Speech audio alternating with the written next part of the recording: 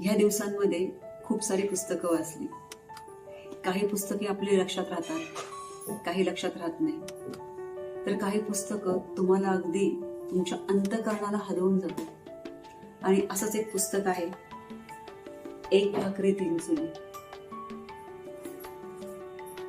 हे पुस्तक देवा जिंजर सरांचं आहे.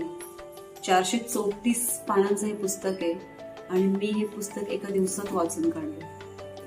संध्याकाळी जेवल्यानंतर मी वाचायला सुरुवात केली.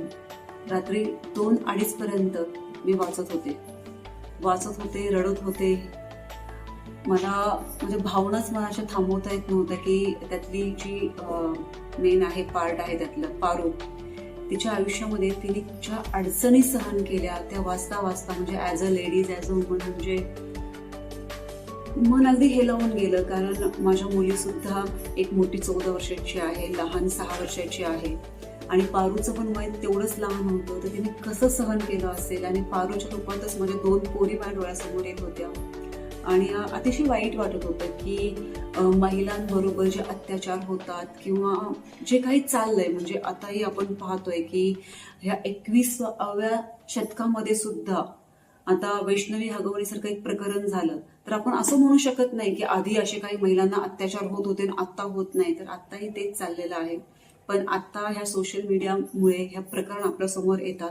पण अशा अनेक पारू आहेत की ज्यांचं आपल्यापर्यंत हाल, त्यांना झालेला कष्ट, त्यांना समाजाने दिलेल्या वेदना ह्या आपल्यापर्यंत पोहोचलेल्या नाहीये. पण एक भाकर तीन चुली ही पारू जी ह्याची नायिका आहे ती ह्याच्यामध्ये आपल्याला खूप काही शिकवून जाते.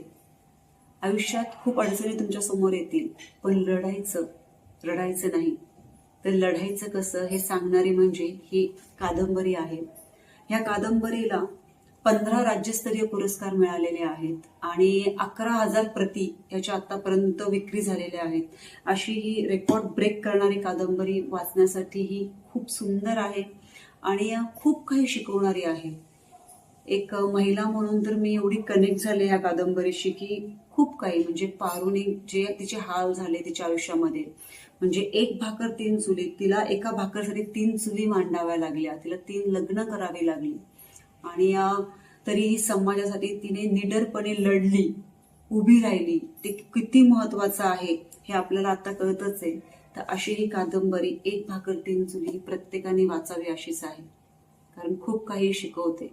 आयुष्यात रडायचं नाही तर लढायचं कसं आणि स्वतःसाठी खंबीर उभं राहायचं कसं हे आपल्याला ही एक भाकर तीन चुली शिकवते.